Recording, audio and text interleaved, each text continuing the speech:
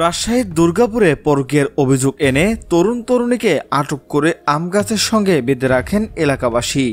বুধবার 12টা থেকে সন্ধ্যা 6টা পর্যন্ত আমগাছের সঙ্গে বেঁধে রাখা হয় তাদেরকে। এ সময় পাহারা দিচ্ছিলেন গ্রাম পুলিশ ও এলাকাবাসী।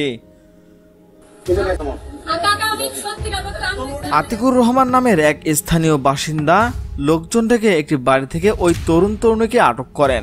তাদের আপত্তিকর অবস্থায় পাওয়া গেছে বলে দাবি ওই ব্যক্তির।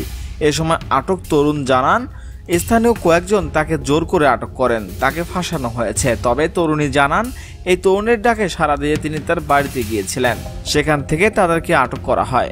ঘটনাস্থলে তরুণ তরুণীকে পাহারা দিয়েছেন গ্রাম পুলিশ সাইফুল ইসলাম। চেয়ারম্যানের নির্দেশে তাদের পাহারায় নিয়োজিত ছিলেন তিনি। সন্ধ্যা 6টার দিকে আবু সাইদ নামে এক মাতবর বলেন, আমি পার্শ্ববর্তী একটি বাজারে ব্যবসা করি, সেখানে দোকান আছে আমার। আমি এখনো দোকান বন্ধ রেখে ঘটনাস্থলে যাইতে পারিনি। এলাকাবাসী আমাকে বারবার ফোন দিচ্ছে, আমি দোকান বন্ধ করে যাইতে পারছি না। তাদের বলে দিয়েছি তোমরা আইনের হাতে তুলে দাও। তারা আমার কথা শুনছেন না, আমার অপেক্ষায় আছেন। বিষয়টি স্থানীয়ভাবে সমাধান করেন বলে তারা জানিয়েছেন। আমি তাদের না করে দিয়েছি, এরপরও কথা না শোনায় এখন সন্ধ্যা 6টা বাজে, আমি দোকান বন্ধ রেখেছি, সেখানে যাচ্ছি।